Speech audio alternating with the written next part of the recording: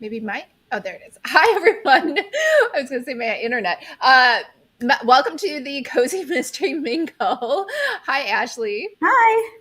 So excited. We have Ashley Weaver with us today, who is not only a dedicated librarian and amazing historical cozy mystery author, but she drove like a town over on her day off just to make it here to the interview to tell you all about her book. Yes.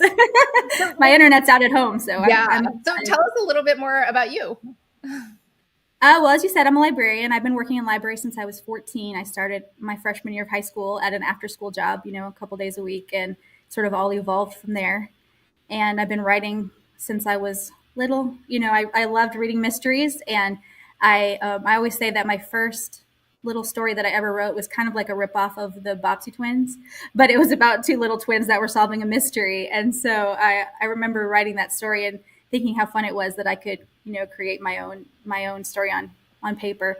And so I've been writing. I wrote my first full-length novel also the same year I started working at the library, my freshman year of high school. Wow. And I would bring it to school and let my friends read it, and they'd give me feedback. And so that was kind of my first taste of writing for an audience. So my library life and my writing life have sort of always been entwined. And so I'm just kind of all about books. Nice. And so it sounds like you grew up reading the same things I did. Nancy Drew, the Hardy Boys, the Bobbsey Twins. Yeah. Yep, all that stuff. I like Trixie Belden, Encyclopedia Brown. Mm-hmm. And then I like the Babysitter's Club a lot, but they had some of those that were, I think, called super specials or something like that. And they would have a little mystery or something in them. And so those were always my favorite. So yeah, it was always mysteries. I was just drawn to that. Yeah. It's funny. I was going to ask you, it says we're kind of from the same generation. What do you think of the CW's take on Nancy Drew and the Hardy Boys, where they made it paranormal and they're like, I actually haven't seen it. Oh, you haven't? Okay. No, I haven't seen it. So I have to add that to the list and check it out. I remember when it came out, I was like, oh, I'll have to check that out. And then it just kind of slipped by me. So. Yeah, I was always shocked because you'll see, like, in the first 10 minutes, I'm used to my Nancy Drew from the 50s, and she, like, wakes up from a one-night stand, and I was like, oh, what are you doing, Nancy? Yeah, Nancy. But, moving with the times. Definitely a different take, but I always do enjoy kind of when characters that I loved when I was younger sort of, brought in again for a modern generation, the way they, reintroduced at least, like, so that there's at least name recognition, and then maybe they'll go back and read the older books and so the original Nancy. This is only the second historical cozy mystery we've had on the show. Oh, wow. And another fun fact. So the other one that we had, it is my number one most popular podcast episode for wow. Yeah, who knew? So I'm honored to be included. Historical close. I mean, we're lucky to have you. So tell us about book number 4 and the Electra McDonnell novels, which is Locked in Pursuit. Okay, so Locked in Pursuit takes place in London during World War II. And my heroine, Electra, who goes by Ellie, she belongs to a family of locksmiths by day, safecrackers by night. And so throughout the series, she's sort of been drawn into working with the British government to help the war effort, using these skills she's developed as a safecracker and locksmith. And so in this book, she sees in the paper a article about some strange robberies that have been going on in London, and something about the robberies catches her attention, and she thinks that there's something odd about the sort of methods the robbers are using and also the types of items they're stealing. And with her background and belonging to this criminal family of thieves, she has that insight. So she goes to her handler, Major Ramsey, who works with military intelligence, and tells him, I think something's off here, and that's sort of where the caper begins. Got it. And so this is book number 4 in the series. Could readers jump in without reading 1 through 3? Yes. Each of the books in the series is sort of a standalone, mystery or adventure. So you're not going to miss anything in that sense. I always recommend people read the books in order if they can, if they can get a hold of all the books, because Electra, or Ellie, her story kind of unfolds as the series goes on. She has some personal things in her personal history that she's investigating as well, and she's learning new things about that side of her past. And then also she has a couple of potential romantic relationships that are going on, and the way she feels about these two men and the options that she sees that a relationship with either of them might give her going forward, and who she wants to be after the war. That kind of develops as the series goes on as well. But yes, the story can be read as a standalone. Okay, great. And then is there anything really helpful that they should know before jumping into book 4 if they haven't read anything else?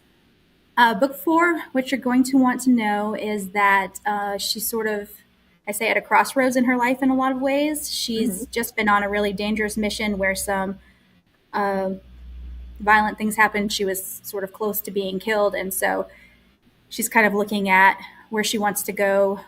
She's making some evaluations of her life. She's trying to decide where she wants to go moving forward, if she always wants to be a thief or if this is a chance for her to turn over a new leaf once the war is over. And then she's also at the crossroads in this sort of romantic relationship between her old family friend who belongs to the criminal world and her handler, Major Ramsey, who might represent a different future for her going forward. So she's kind of at a decision-making place in this book when the book starts out. Got it. And you picked World War II versus World War I or any other war really in history. How did you decide to do that one? Well, actually, I got in a phase where I was reading a bunch of World War II nonfiction. Just sort of, I kind of stumbled across one I enjoyed, and then I started reading more and more. And I read a book called Agent Zigzag by Ben McIntyre. And he tells the story in it of a petty criminal who was arrested, and he was imprisoned on the Channel Islands, which were the only part of the UK that was ever occupied by Germany. And so the Germans took him out of prison and said, we'll let you stay out of prison and we'll train you to be a spy. And since you're British, you can go into England and spy for us. And so he told them, okay. They trained him as a spy. They taught him how to parachute. They parachuted him back into England, and he immediately went to the authorities and said, the Germans think I'm spying on you. Do you want me to spy on them? And so he became a double agent. So it's a really awesome book, and it reads, for a true story, it reads kind of like a, spy caper or something, a really good story. And so, I was kind of intrigued by the idea of a criminal who had lived this life on the wrong side of the law before the war, using these skills that he developed, doing that for a good cause during the war, and sort of how, the way that these people were looked at shifted and different skill sets became valuable. And so that's kind of where the idea of Ellie and her family developed. All right. And are you a big history buff? Like when you're going through the nonfiction stacks, is that like what you gravitate towards? I do like a lot of history. I actually read a lot of historical novels, and then I just like a good, nonfiction history book once in a while. I read a lot of different things. So as a librarian, I say I'm the cataloger here at the library, so I get first pick on all the books. So that's kind of a pro to that. And so a lot of times just things will come in and I'll add them to my to be read pile. So. Okay, cool. Is there any particular era in history you like gravitate towards more, or you just kind of it just switches like depending on how you feel? It kind of switches. I would say probably like, I read a lot of, well, like as I said, I did a lot of World War II for a while, or I like a lot of like Victorian true crime. You can go back and read different Victorian true crime books where they're Scotland Yard's trying to solve the case. And I like true crime really from any era. I'm kind of fascinated with that. And I enjoy the Regency period a lot too. Big Jane Austen fan, so. Got it. And so this is very different than your Amory Ames series, which is set in the 1930s where there is no war going on, right? Right. All right. So explain the key differences that are happening in Amory Ames versus what's going on in the world for this one. Okay. So the Amory Ames series is set in 1930s. It's also set in England.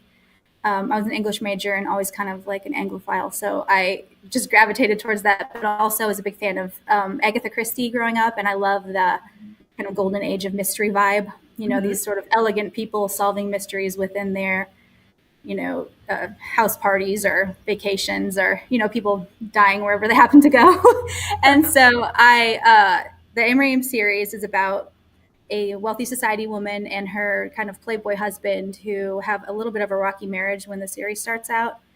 And so as the series progresses, they're finding themselves on the scenes of different mysteries, kind of within their upper class surroundings, and they're having to solve these mysteries while also work on their relationship and kind of unpack their marriage and decide how they want to go forward with that. Okay. Great. And so you love London. Do you visit there a lot? I had not been to London when I started the Amory Ames series. I've been twice now. I've only been Okay. twice, but both times I had an amazing time, and I saw as much as I could pack in, in my two different week-long trips that I took there. But a lot of times it's just a lot of research and, what I can secondhand information on other people's Mhm. travels. But I try and get there as much as I can. And so after you visited, did it change the way you wrote the setting or the scenery in any way, or it was still the same because it's historical? I think it's pretty much the same, and that is a good point. It being historical, a lot of it's the geography and those kind of things have changed quite a bit. Mhm. I mean, not there's still a lot of old buildings and that kind of thing, but it was fun. One thing I remember was really fun was in the Amory Ames series. There's a scene that takes place like at the Ritz, and then when I went, my friend and I went and had tea at the Ritz, and so I was being able to kind of spend a little time at a place I had written about in one of the previous books. So that was pretty cool. All right. Very cool. And so, are there any historic places that you made sure to visit that you wanted to include in the book later, or you're just kind of just hanging out in London?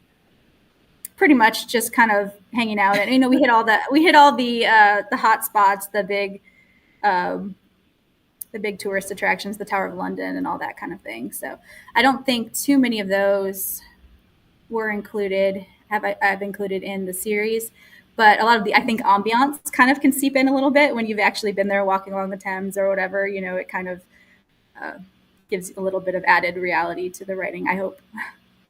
Okay, great.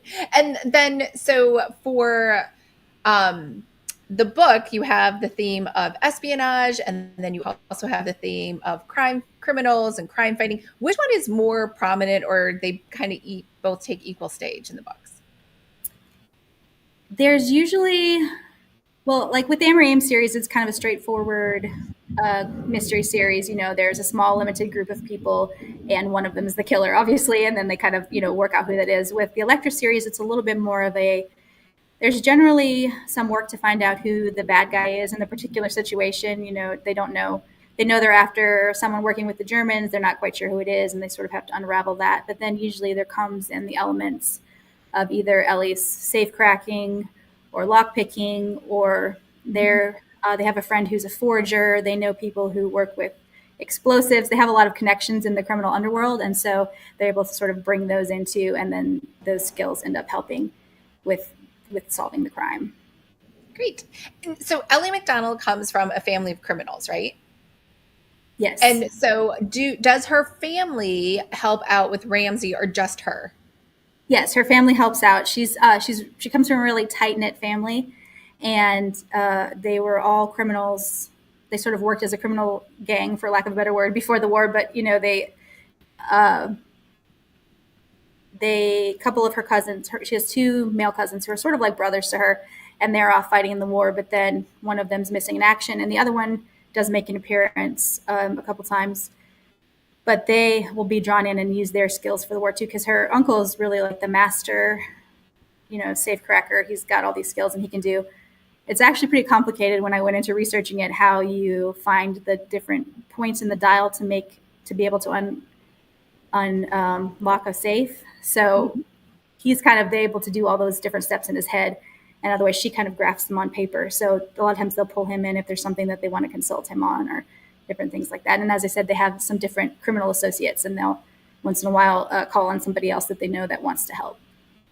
But her family's, they have a locksmith business, right, as their legitimate front, but they're actually criminals, right? They like go in and break safes and steal from them. Did they just all stop when the series started, or do they still kind of do that behind the scenes? No, one of the conditions, well, at the beginning in the first book, they're sort of set up to be caught breaking into a house, and then they're given the choice: you can either work for the government or you can go to jail. And so obviously that was an easy choice, and they want to help the war effort anyway, and so this is kind of a good way for them to do it. But part of a condition of their work with the government is that they agree not to pursue any criminal activities while they're working for the government. They're being paid for that work instead. So they're kind of walking the straight and narrow right now, and then hopefully that's one reason why Ellie is sort of, she's seeing for the first time how she's able to do something that makes her feel good about what she's doing, instead of having maybe kind of these nagging doubts about the business she's involved in. So that's one element that she's exploring about herself as the series goes on. And how big is the McDonnell family tree? There's the uncle who's like obviously the mastermind and the smartest and the best. And then she has parents, brothers, sisters, cousins. How many more?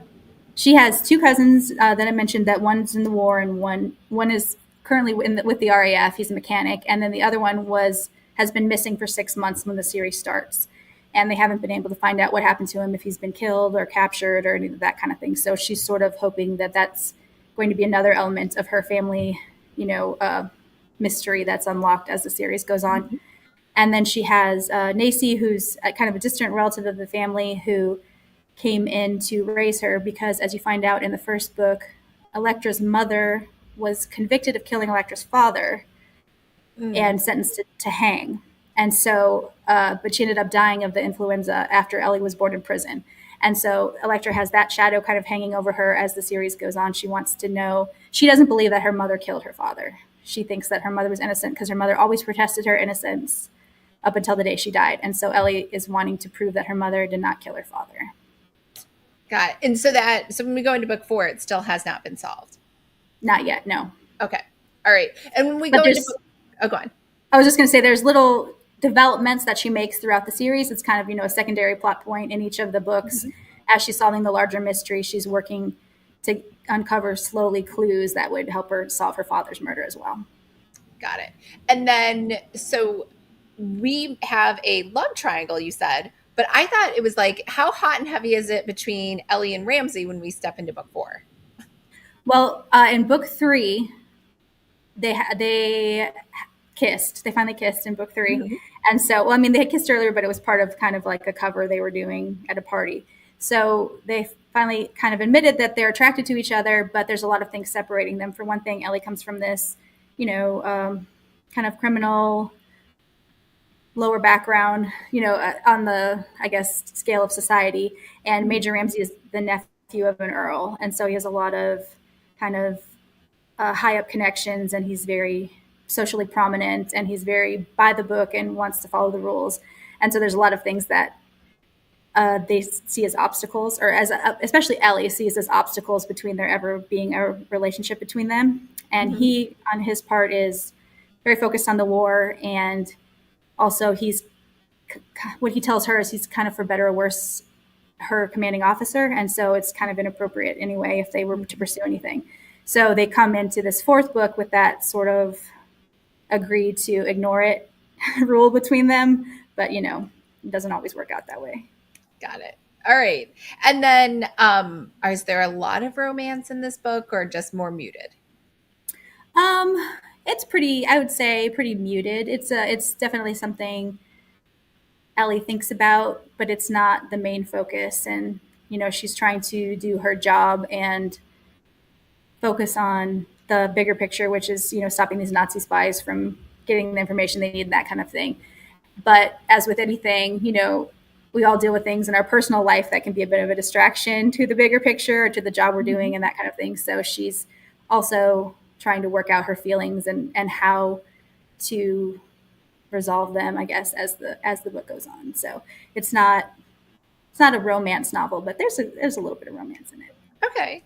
And I guess I forgot to add this to the questions, but what's the biggest difference and similarities between Ellie and Amory, between the two main characters in both of your series?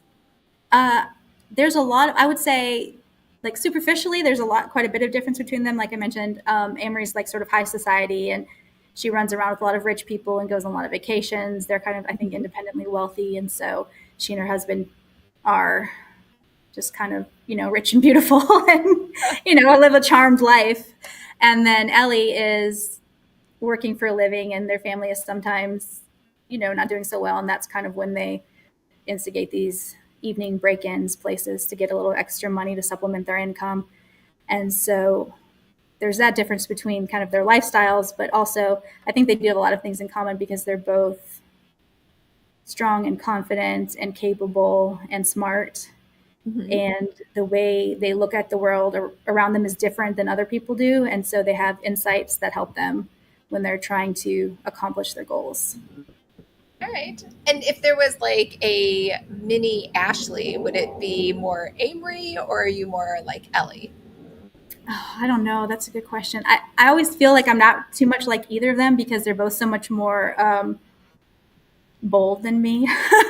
Like, a lot of the things, of course, like I could never like sneak into somewhere. I would be too afraid I would get caught. And, you know, I suppose, I mean, I'm sure, since I've written the both, there's elements of them. I feel like probably their sense of humor, both of them have a sense of Mhm. humor that's kind of close to mine because the things that I find funny are the things I make them find funny. Okay. But yeah, they're both a little bit more, I guess, willing to put themselves out there for dangerous things. But there's some small elements I think of me in there.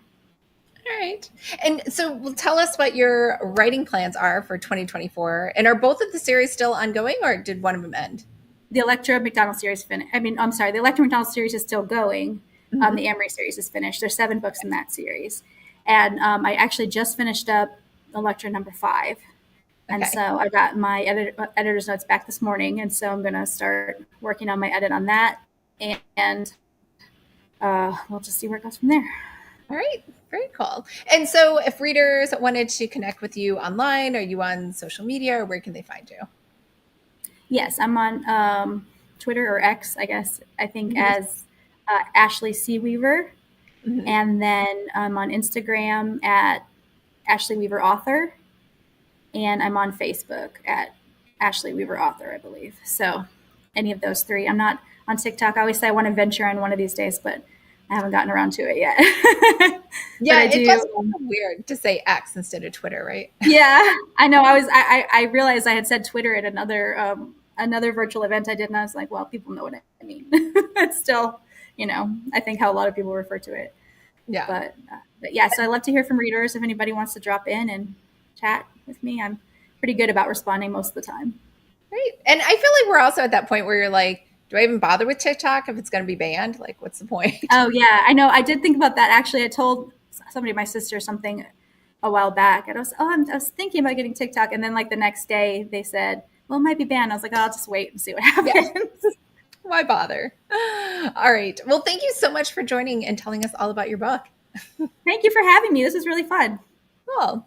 All right. I'll leave all of her contact information below and